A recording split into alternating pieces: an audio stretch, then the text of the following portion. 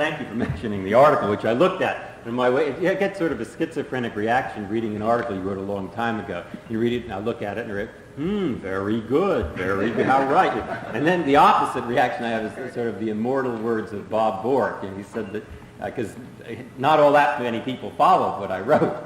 So I looked back, he said, well, don't worry. He said, there are many people who've written articles and books, and they were totally, laughed at, prophets, nobody paid any attention to what they said. Then later on, history showed that they were rightly ignored. All right, so that's you didn't come from Washington, the entertainment capital of the world, to hear my jokes. I have 10 minutes, and I'm going to make 5 brief points, which I've written down on a troglodyte. These are yellow pieces of paper. I've been writing. Caveman. All right. The points that I'm going to make, I'm going to make 5 points, and I'm putting them in a slightly controversial way. The truth is it's really shaded, and there are arguments on both sides, and I'm going to try to be a little controversial. And the truth is I do believe these points, but for complicated reasons, more complicated than what will appear. All right. Point number 1 is that there are basically 2 views of copyright, what I call a moral view and what I call an economic view, and by and large, the courts and the law over the course of the last 50 years have come down quite squarely in favor of the economic view. Now, what do I mean by the moral view? Well, it's well summarized by the legendary King Dermot, who said what copyright is every cow his calf. All right, that's right, it's a view. You can figure it out later, all right? The second view, I think, is that of Macaulay.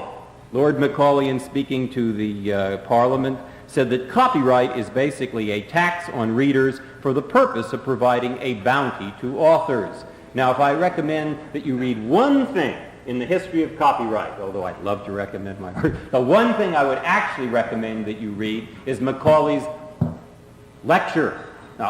speech in the British Parliament, because it may have been about books, it may have been 90, 100 years ago, but it is topical and correct. And I strongly urge you to read that one well-written speech. All right, but I mean, the difference between these 2 views is, are you going to give the author the benefit that everybody else receives from his work? That's the moral view. Or are you going to give him the least he'll take to produce it? That's the economic view. I mean, let me give you an example. The Bible. Would you give the Bible, charge people what it's worth to them? Or would you charge them what it would take the author to produce it? I'm using that because I want you to see the vast difference that there can be between those 2 amounts. Now, by and large, we've opted in the courts for the economic view. And I think you'll find that as consistent with broad tendencies of the law in antitrust, economic regulation, in area after area where the law seems to fight against giving people more than it would take them to produce the product. Now, that isn't without argument, and but Betamax is very interesting philosophically from that point of view, because the five majority they adopted, what do they quote over and over? The copyright law, like the patent statute, makes reward to the owner a secondary consideration. The sole interest of the United States and the primary object in conferring the monopoly lie in the general benefits derived by the public from the labors of authors. Again and again, that language. The minority of 4, but don't you see, the authors or the producers will get less money. Answer to that, so what? That's the beginning of the argument, not the end. People all over the world are not paid what their labor is worth. I mean, my goodness, do I have to tell congressmen that? Do you have to tell that to judges? I mean, and I don't even mean what we think it's worth. I mean, would somebody really pay us? I mean, think of the teacher, the man who clears a swamp, the person who invented the supermarket. Those people are not paid what their ideas were worth. What they're paid and should be paid is what it would take to get them to produce it. Or I say that's the economic view, and that's the view which, given the 5 rather than the 4 in the Supreme Court, I think is predominant in the law today. Of course, it's up to you to say what would be the law tomorrow. All right, so that's point 1. That distinction, the economic view. Point 2 is that the economic view requires balancing. Now, balancing what? Well, on the one hand, there are the evils of restriction.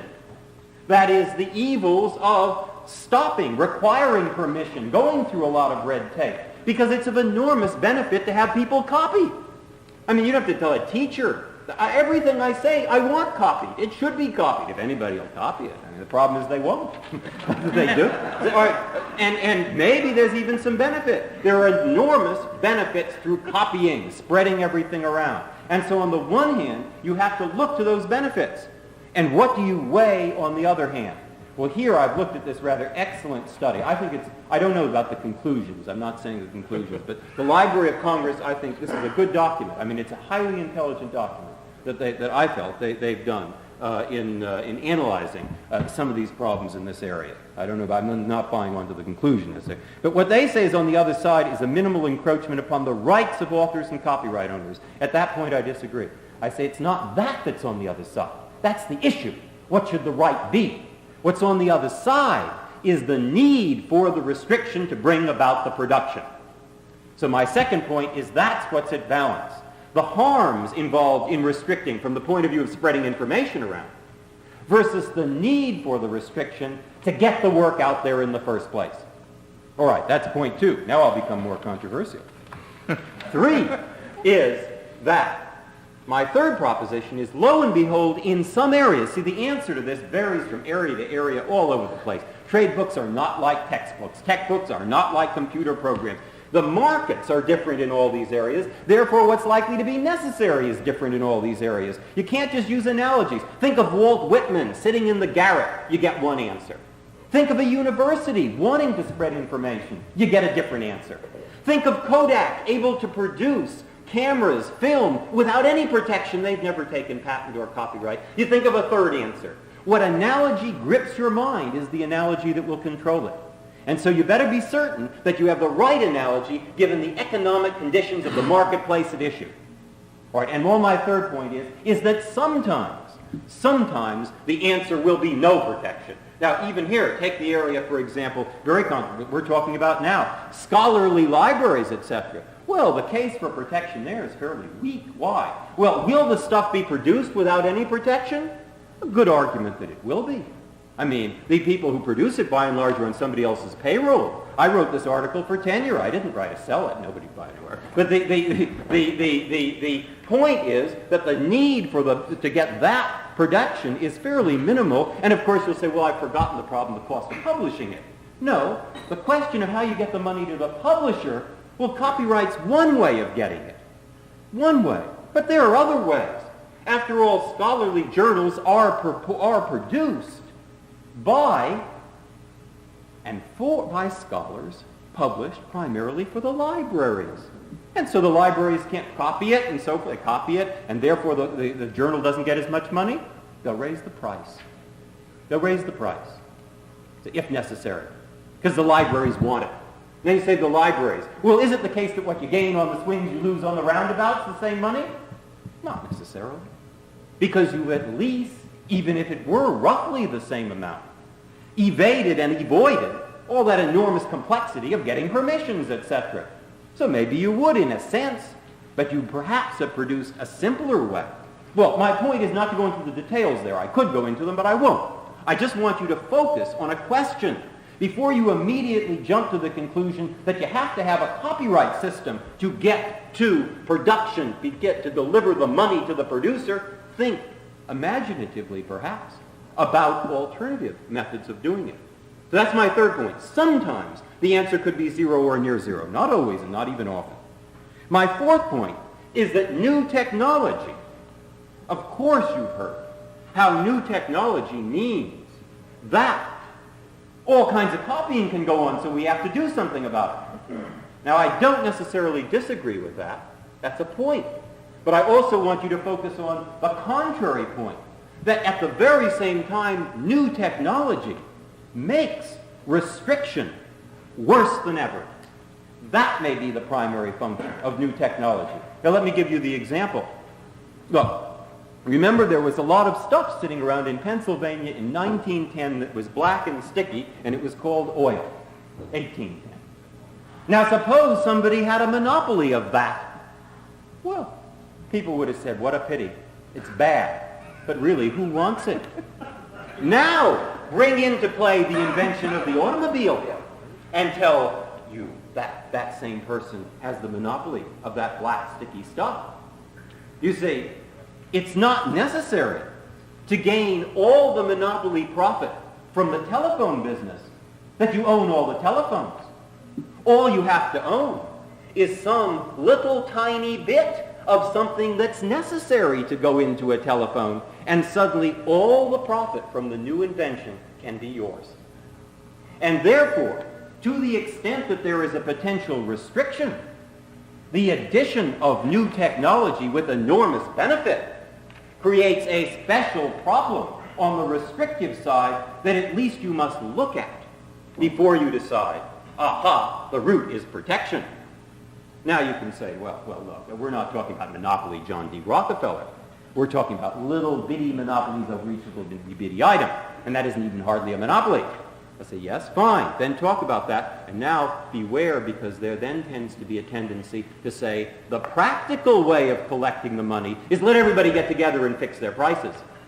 And now suddenly, when you start talking about blanket licensing and clearinghouses and so forth, you're suddenly moving over towards the realm not just of little itty-bitty monopolies, but you're moving in the direction of rather grander monopolies. And the analogy becomes a little bit more apt. Well, you see, I'm emphasizing the restrictive side. There's another side to it too, but you've gotten plenty of the other side too. And I just want to be sure that that question's in your mind when you approach the problem. All right, my final point, that's the fourth, in other words. New technology brings new problems of copying. It also brings new problems, beware of too much restriction. And the final point is that your reaction, often in Congress, I say yours, my goodness, the only thing is having this job. I used to work in Congress, and I mean, I know, I don't mean this seriously, but gee, it would be awfully nice if the judges could have a congressman at their elbow. I mean, you can't do it because of separation of functions. I mean, sometimes it would be nice if there could only be a judge sitting there. I mean, Justice Senator Mathias, you were right. On one point, you were alone on one. All right. But my point is you learn something, I think I have in this other job, that makes some of my previous views a little less certain I was right. Now, what am I driving at? There does tend to be a tendency, when you face an intractable problem, at least as a legislative assistant, like I was, all right, it's very, very complicated. We'll let somebody else do it. We'll create an agency. And the agency, they'll figure it out. They'll figure it out. Well, all I do is flag the following warning. What you're really talking here is about dividing up money. And the human beings who can think of how to divide up money, and that's what they'll be doing once the agency is correct, don't have some special gift of how to do it. And they tend to negotiate and then split the difference or some kind of a random result. All right, look at the tendencies. You get one tendency. We'll get around the problem. It's very expensive to collect all these little permissions, and we'll do that by allowing clearinghouses and blanket licensing. Then somebody says, my God, you created a big monopoly potential. Don't worry, we'll regulate it. We'll set up a commission. So set up a commission. You know, they always remember the FTC and those older people used to say, let's try and label house plants in case somebody eats them. I mean, commissions don't always do sensible things. And here you've given them a job that is virtually impossible, deciding a correct allocation. And then you say, okay, don't worry about that. The courts will be there to watch them. Well, that's really the warning note. The courts will be there to watch them. I mean, remember what Oscar Wilde said when he read Dickens' Death of Little Nell? He read Dickens' Death of Little Nell. He said, one would have to have a heart of stone to read it without laughing. All right, I mean, read Judge Ginsburg's opinion recently in a case involving a case from the Copyright Tribunal. I mean, say, here they've divided the money in some way, and a judge has a lot of cases, and so you say, well, you supervise that and see that it's right. And I mean, what are you supposed to do?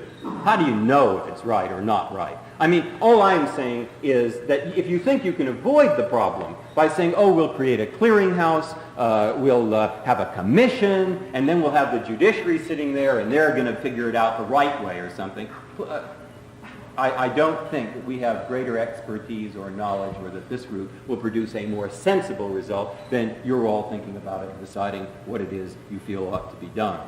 All right, so I've emphasized the problem of the restriction. I've given you the economic point of view. I've said what I think is the rough elements of the balance. I've given you at least two sides, I think, to look at with the new technology problem, and I agree the issue is difficult, and so I'm trying to avoid your asking the courts to deal with it. All right, I think I'll stop. Thank you.